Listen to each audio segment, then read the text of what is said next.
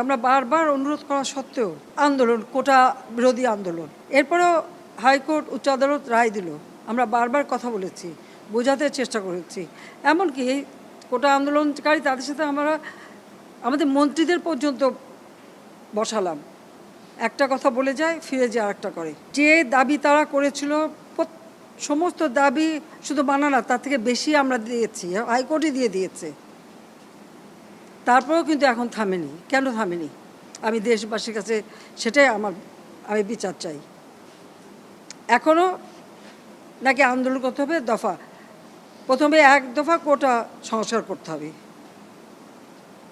কোটা বাতিলও করে দিয়েছিলাম। আচ্ছা, কোটা সংস্কার হবে, আপিল করলাম, উচ্চ আদালত সিদ্ধান্ত দেবে। সেই জন্য পর্যন্ত তো ধৈর্য ধরতে হবে। যে কোনো নাগরিককে তো আইন আদালত মেনে চলতে হবে।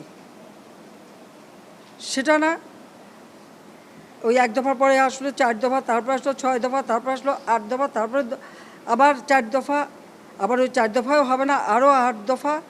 এইভাবে এমন একটা পরিবেশ সৃষ্টি, আর সেই সাথে সাথে এই ধ্বংসযজ্ঞ, মানে এই ধ্বংসযজ্ঞটাকে সুযোগ সৃষ্টি করে দেওয়া।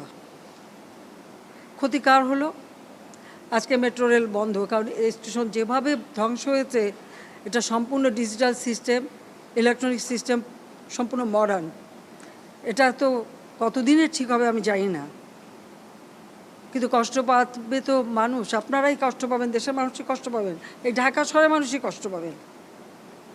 ঘন্টার পর ঘন্টা আবার ট্রাফিক জ্যামে পড়ে থাকতে হবে, আবার কর্মস্থলে পৌঁছানো, আবার ফেরত আসা, দীর্ঘ সময় লাগবে, এবং ওই বসে ট্রাফিক জ্যামে কষ্ট পাওয়া।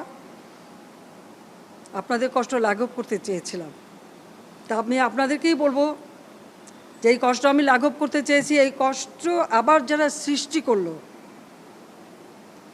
তাদের বিরুদ্ধে আপনাদেরই রুখে দাঁড়াতে হবে, দেশবাসীকেই রুখে দাঁড়াতে হবে। এর বিচার তাদের করতে হবে। আমি তাদের কাছেই বিচার চাই।